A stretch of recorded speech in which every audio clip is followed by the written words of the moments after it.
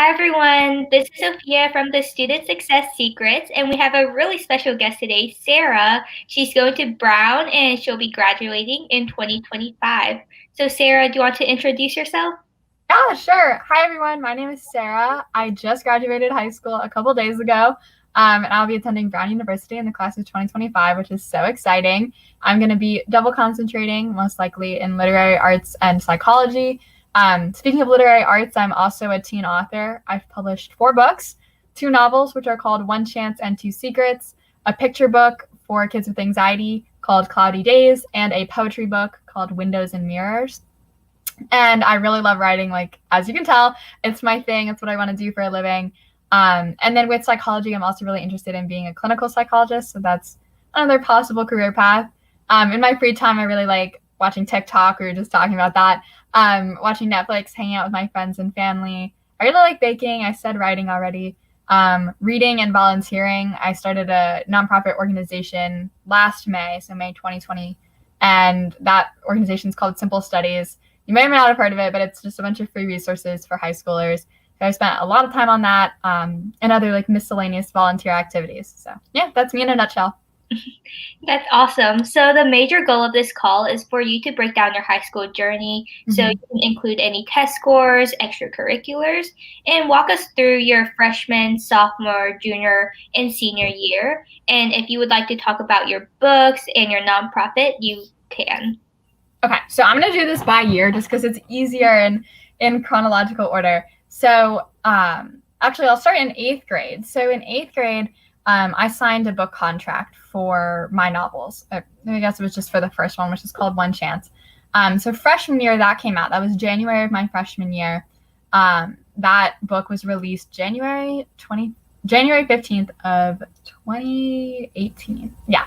And so after that, so this is like second semester of my first year of high school, I started doing book talks. And basically what that is I go to elementary schools and middle schools and I talk to the kids and hope to inspire them to read and write and follow their own dreams. So I started doing that. Also earlier in freshman year, I was elected freshman class president. So I started a class council because our class didn't have one yet. And so I was doing a lot of class council. I was, working on my book until it was published. I was doing book talks. And one of the things that I started doing freshman year, which I'll bring up again if you ask me for advice for freshmen, but one of the things that I did freshman year that really helped is I made an achievement tracker. And basically what that is I just put every little thing, every award that I got. I was competing in poetry competitions. So like when I got first, I would put that in there. I was competing in writing competitions. So I got like a Scholastic Gold Key, for example, that year, put that in there. Any achievements, anything like that went in that document. My sophomore year, I continued my writing and my book talks. I was working on my second novel for publication most of that year. I kept doing talks at elementary schools and middle schools. Sophomore year, I founded Debate Club because my school didn't have one, and I really enjoyed debate. So I started that, and I got about 40-ish members that first year. I also was reelected as class president, so I continued being class president that year, and then continued running class council. My junior year, I released my second novel, which is Two Secrets. I also helped co-found the Best Buddies chapter at my school. I was vice president, and the girl that I was working with was president. And so we worked on that a lot. I was also reelected again as class president. So I served as class president and leader of class council that year. Like I said, my second book came out. And at the end of junior year was when I started Simple Studies, which is basically a nonprofit that provides free resources to high school students. If you want to see the site, it's study.xyz. It's basically just a ton of free resources. So I started that at the end of my junior year. And these are just the big points that I'm hitting, by the way. Like there are like little things I did, like competitions and things like that. But these are like the big things that I did. And then senior year, which is this past year, I continued working really hard on Simple Studies. In October, I released my picture book, which is called Cloudy Days. And then in April, I released my poetry book, which is called Windows and Mirrors. So when I applied to college, I only had 3 published books. I just knew that I had this 4th one on the way that I'd been working on. Continued working on Simple Studies. I was also senior year, I served as student government president. So no longer class president, moved up to student government president, which is really exciting. So I worked with, SGA, which is what we call it at my school, to do all the student government type things that we could do virtually. And then I also I was with COVID, spent a lot of time in my house. But I also spent some time working on another organization that I helped create. This one I co-founded, so I wasn't doing as much as I did for Simple Studies, but that one was called State of Mind.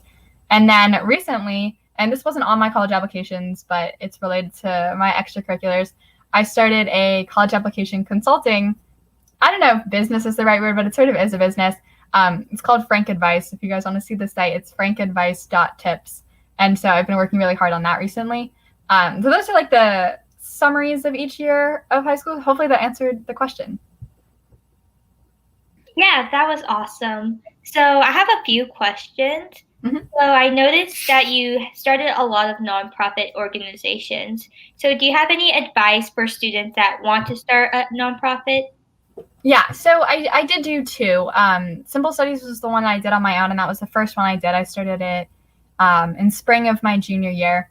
And then State of Mind, I actually, I don't want to say by accident, but I met a couple other girls at the Brown pre-college program virtually at a social innovation competition. And in the competition, we had to come up with an idea that solved like the United Nations, a couple of the United Nations Sustainable Development Goals. So we were focused on health and wellness. And we came up with this idea for our website. And then afterwards, I messaged the girls whose Instagrams I had, and I was like, hey, do you want to actually make this? So one I did on my own and one I did in a group of 3 other girls. And so those were like completely different experiences. Simple Studies is the one I spent a lot more time on. So I'll talk a little bit more about Simple Studies just because that's, more within my wheelhouse to talk about since I was the one who did all of the things to get up and running.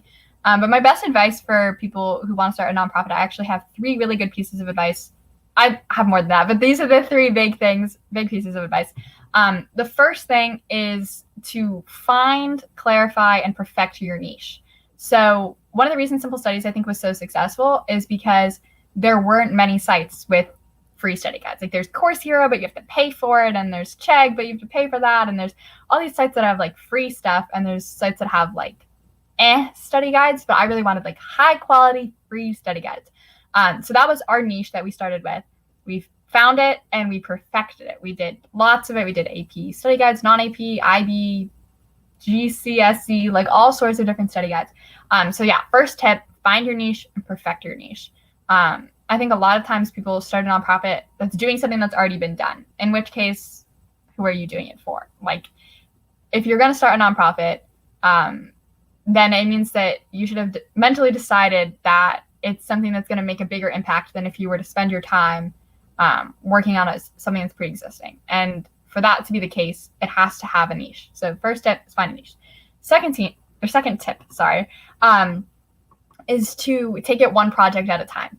I think a lot of times people start a nonprofit and they're like, all right, we're going to have 5 different classes and 3 different workshops and blah, blah, blah. And one of the reasons I think Simple Studies works so well is we started with study guides. Then we expanded to practice quizzes. Then we expanded to study buddy matching. And then, we expanded all the way into all of these other categories, but we took it one step at a time. And what that allows it to do is each of those individual programs and each of those individual sets of resources is able to succeed because people are focused on that. Like when we post, we've got a study group matching system now. Like that gets a lot of attention. Whereas if you do like 8 things at once, people are overwhelmed by the options and you never become like a master at anything. So, do one project at a time, get really good at it, and then move on. And then my third tip that I think is a really good tip is, and I guess this is not necessarily just applicable to nonprofits, I think it's applicable to anything, is to really understand that you have absolutely no idea what's going on in other people's lives. The biggest issue that I faced in running and creating a nonprofit was that people would ghost me. People would not come through on their commitments, and they would just, change their mind about doing stuff. And that was very, very frustrating for me. Because I was like, I gave you this opportunity to volunteer and you're not taking it. And that was so frustrating. But then, once I realized, I was like, I have no idea what's going on in these people's lives. Like, I don't know if, somebody in their family has COVID or if they're really struggling in school or maybe like their parents took their phone. And like, I have absolutely no idea what's going on in their lives. And sure, maybe some of them ghosted me because they just don't care and like, that's whatever. But other people might have actual like good reasons that they just don't want to tell me, and that's okay. So once I got that through my head, it made it a lot easier to be a leader, because these are people that I'm, working with virtually. So I'm never going to like walk into Publix and see them, so they can ghost me. And that was something I struggled with for a while. But once I got it through my head that I don't know what they're going through and that I shouldn't, be upset because I genuinely have no idea.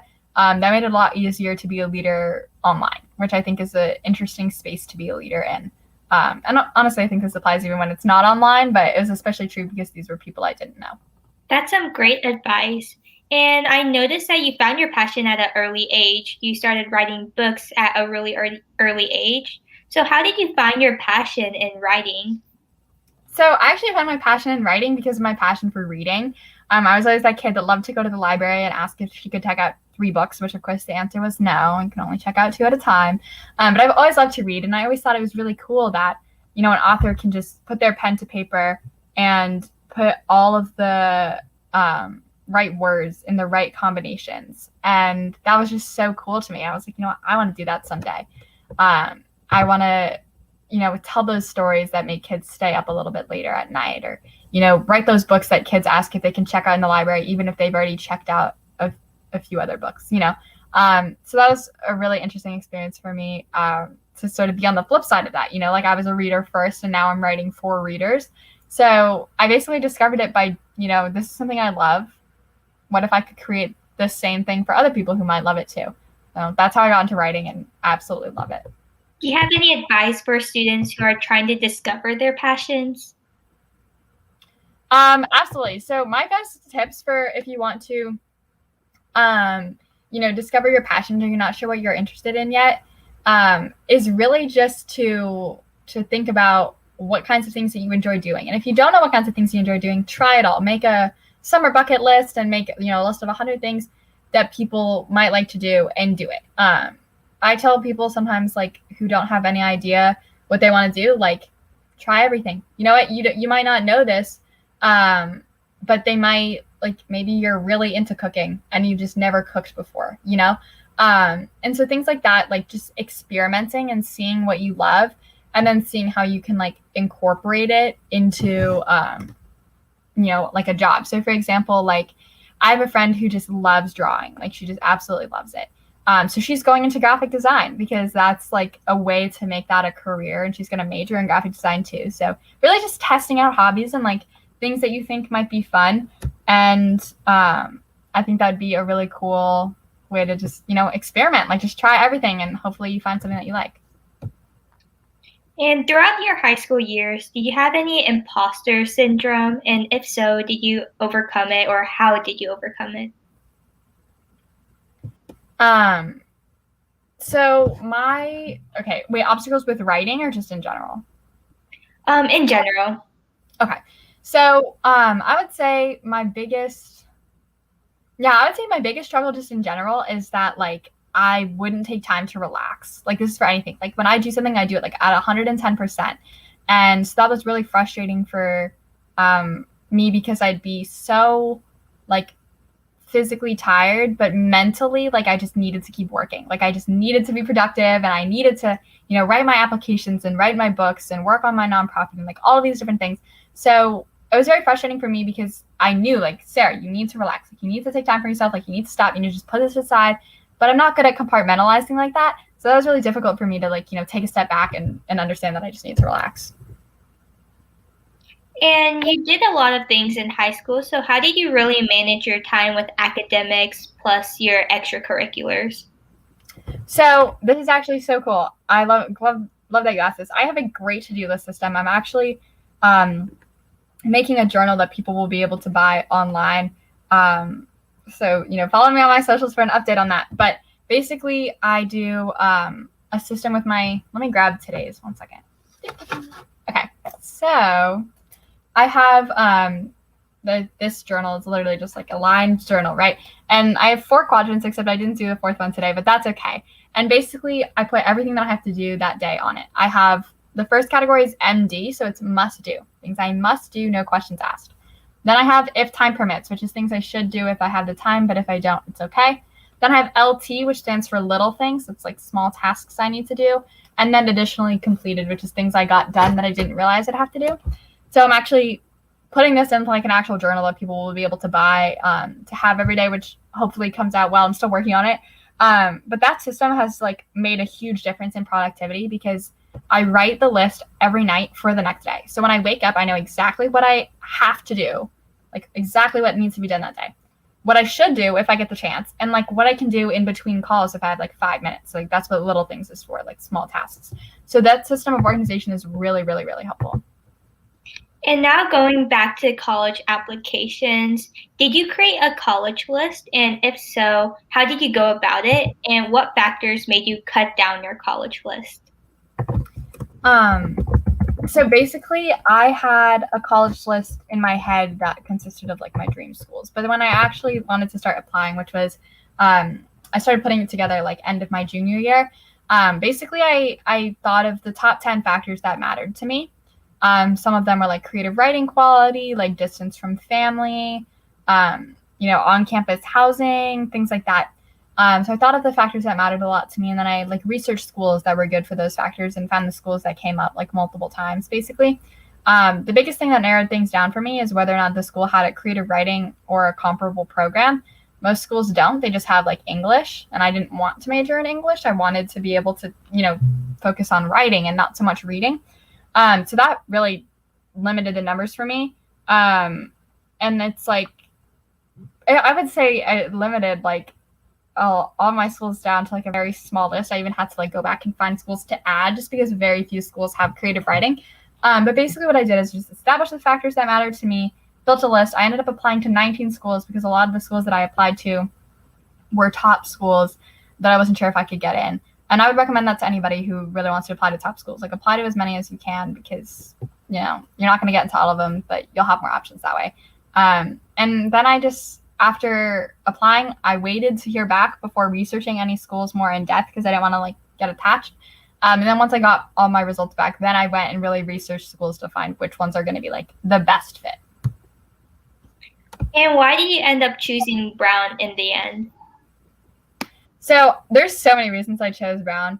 And I could go on and on about what a great school, just so amazing. I'm the biggest fan of Brown. But some of the top things, the literary arts program is amazing. The open curriculum is everything. The open curriculum means that I'll never have to take a class I don't want to take. Like, I hear my friends talking about how they have to take like chem or bio. I don't. I can take whatever I want, which is so nice. The student culture is fantastic. I've heard great things about the kinds of students that go there, and the kinds of students that are attracted to the open curriculum are the kinds of students who know what they want and have, broad interests and want to study all of it. That's my kind of people. So yeah, open curriculum, literary arts, student culture. The location I think is great. It's in Providence, Rhode Island. I'm from the South and I really wanted to go up north. I love New England. So I have a lot of family up there too. So I really wanted to go to New England. And Providence isn't, the middle of nowhere, but it's also not like a overwhelming city like New York. Providence is also very centrally located. So it's 1 hour to Boston, 3 hours to New York City. So if I ever need anything, there's cities that are accessible, families nearby. The location is just fantastic. Also, Brown is number one for undergraduate teaching. So that's like the fifth thing. The faculty there are incredible. And they know that every single student in their classes wants to be in that class because of the open curriculum, right? Like no one's being forced to take anything. And so the professors that are teaching at the school know that every single student really is excited about that material. And that excites me. So I could go on and on, but I would say those are like the first 5 reasons that pop into my head. And going back to your research, how did you go about researching colleges? And what did you research that, gave you a better understanding of what the college was about? So my best things for research, I did like niche, big future, things like that. But watching YouTube videos was actually the most helpful thing, I would say, in picking a college. I watched like the university's like official information sessions, but I also watched like student reviews. I also attended a lot of virtual events, which I would totally recommend. That's actually tied with YouTube for most helpful. I attended a lot of virtual intro sessions.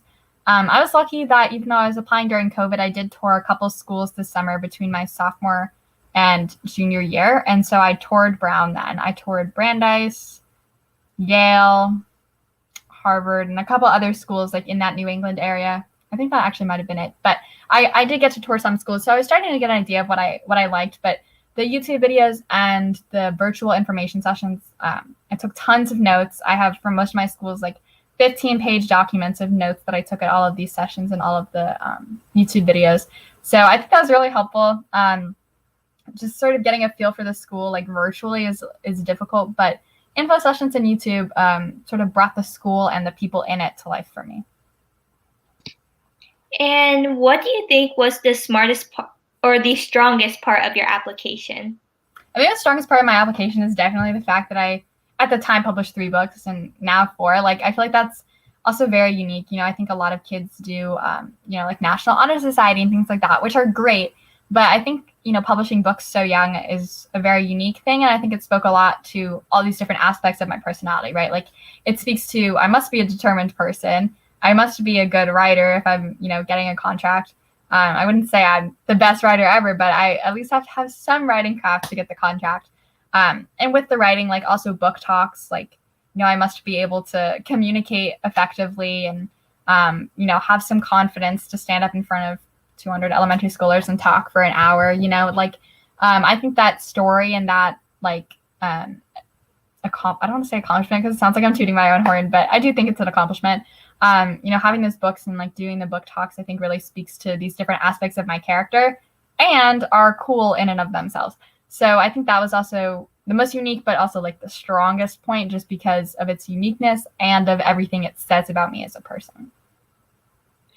And now going on to like the college application specific parts of it, how did you create your essays and how did you brainstorm them and strengthen them? So my essays, I actually wrote several essays for my personal essay. I wrote, I think maybe 5 or 6. And I wrote like completely different essays. Like they didn't really have that much in common. And then I read them all. And I read them all to my mom actually. And I was like, okay, so I'm thinking these 2 are like the strongest. And she was like, oh, not even a question. It's definitely this one. So then I took that essay and I wrote a second draft of it and then a third draft. I think I ended up going with the 4th draft of it. I didn't really have, like, I didn't, okay, so I'm a writer, right? So I'm very critical of myself. I didn't let myself over edit it because I was worried that as a writer and as somebody that I've trained myself to be a very harsh critic of my own writing, that I'd end up losing my own voice. So I told myself I couldn't over edit it, but I did edit it quite a bit. And that was, I would say, just the most intense essay because it goes to every school, right? So it felt a lot more important. For supplemental essays, basically what I did is I put all the prompts into a document for each school. So, right, I had like a Brown document, Brandeis document, every other school that I applied to document, and I put all the prompts in there.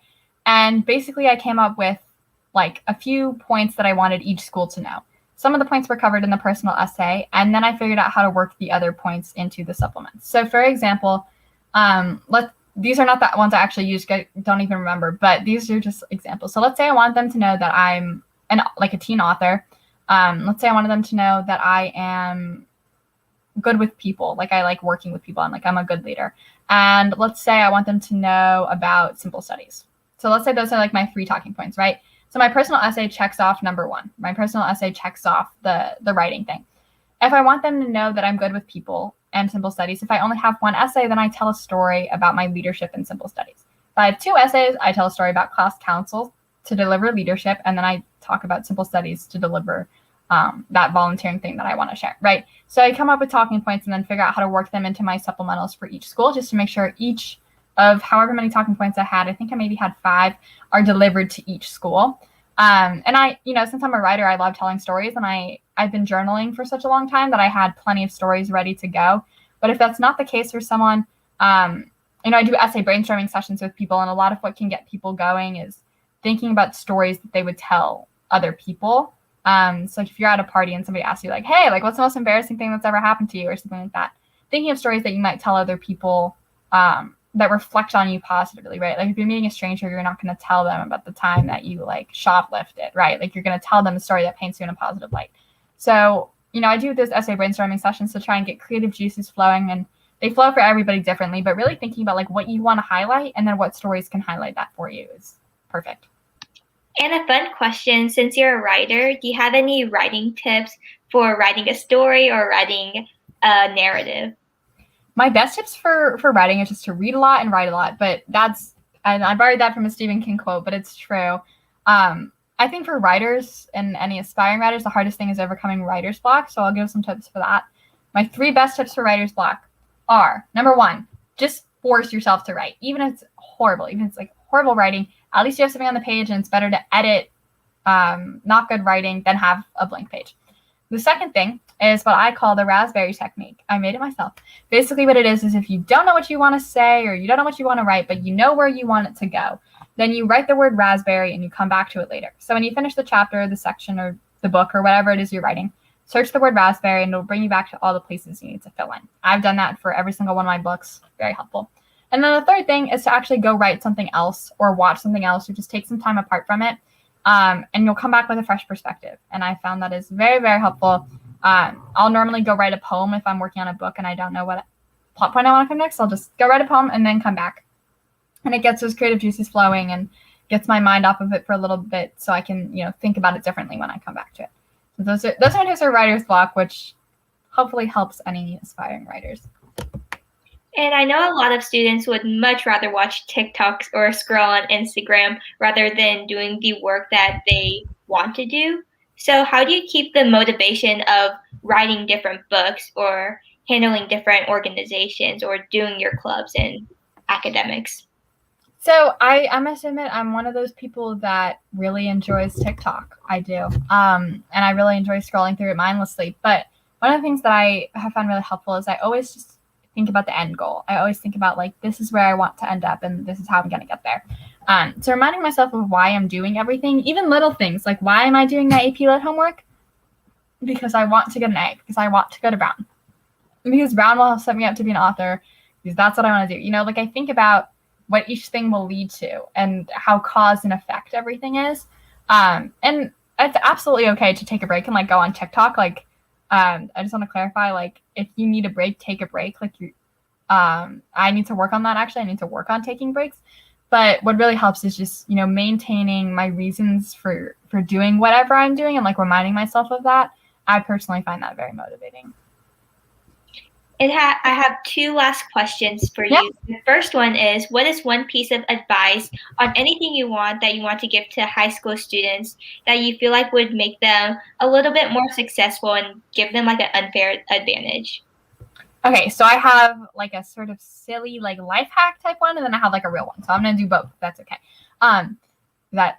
Okay. So it's not silly because it's a good tip, but it's just more of a life hack style tip.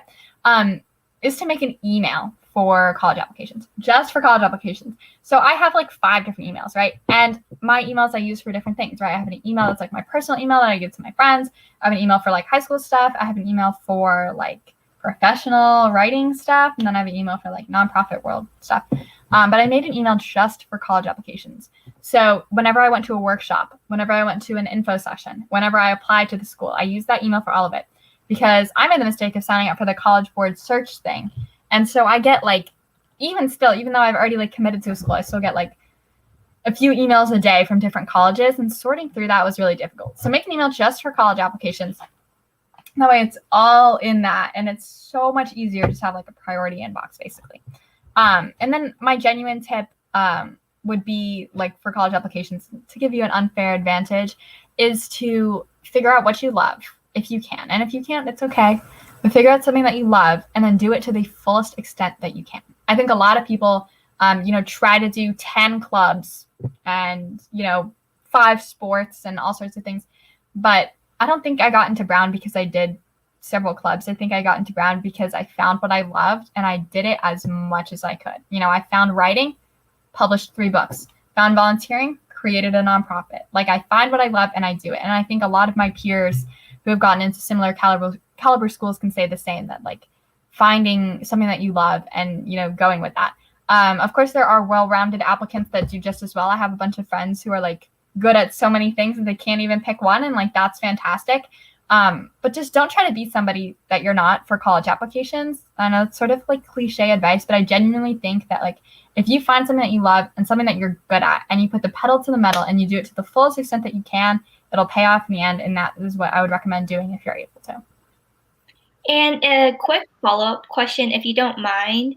Do you ever compare yourself to other people? And if so, how do you overcome it for students who constantly compare themselves to other applicants? I'd be lying if I said I didn't compare myself to other people. I really think that there's something to be said for, using that as motivation, actually. But I really think, comparing yourself to other people is not the best way to go about it. But I would be lying if I said I didn't. So what I've tried to channel and what I would recommend channeling is, instead of thinking of things as a competition with other people, thinking of it as a competition with yourself. So I'm a very naturally competitive person. Like, I take Monopoly even way too seriously. And so, sort of thinking about like how I can be a better version of myself, or be a better writer, be a better leader, be a better daughter, sister, all the things that I am, rather than thinking about like being better to be better than somebody else. Like, if that makes sense. It helps me to think of anything. This is something that I've actually been talking about for a little while, that like I'm hoping I can spread to people. So maybe this is how I get it going. But I think of any flaws that I have or perceive myself to have. I think of flaws as friend filters, right? So if somebody, like sometimes I find people intimidating where I'm like, oh, like maybe they don't think I'm cool enough to be their friend. And then I'm like, wait, if they, don't want to be my friend because, I don't know, let's just say I have like super bushy hair, right? I think of flaws as friend filters. It filters out the kind of people I don't want to be friends with anyway, right? The kind of people that would care. So, channeling that energy, like I said, being more competitive with yourself than with others. And then I also think that like, this has helped me thinking about, in the grand scheme of things, all the people whose opinions I cared about 5 years ago, their opinions don't really matter anymore, except for my parents, right? Like, and even to some extent, their opinion might be inconsequential. But thinking about it that way, like in the grand scheme of things, will this person's opinion matter in a long time? Probably not. Those would be my 3 biggest tips for that. Hopefully that was helpful and not just me babbling, but those are the things that have helped me. So. And my final question is that, since you already went through all your years of high school, can you give advice for each year of high school? Yes. So freshman year, I actually just made a video on my TikTok about this, so I'm just gonna like recount what I said in my video. So freshman year, what I recommend is making 3 documents. The first one is achievement tracker, so put anything that anything that you've done, that like jobs, awards, honors, any of that. Second like document for freshman year is like an essay like list, basically. So like funny stories that happened to you, or like interesting stories that can make a good essay, things like that. And then the third document is like a college planner. So colleges that you might be interested in, majors that you might be interested in, programs, scholarships to apply to, things like that. So that's what I recommend doing as a freshman, just to set yourself up. Sophomore and junior year, I'm sort of going to combine just because they're the sandwich years of high school. Those years are really like, find the extracurriculars that you're good at, find what you really like, and, put the pedal to the metal. Like I said earlier, find what you love and do it to the fullest extent that you can. Those years are really like the years where you keep your grades up, of course, but like those are like the years to really put the pedal to the metal with your extracurriculars. At the end of junior year, I would also say that's when you really have to start thinking about college applications. So, start asking for recommendations. Yes, I do recommend asking at the end of junior year. That's what I did. Helped me so much. Start building your list, start thinking of essays, things like that. And then senior year, make sure you go in with a timeline. I think it can be really overwhelming for people that don't.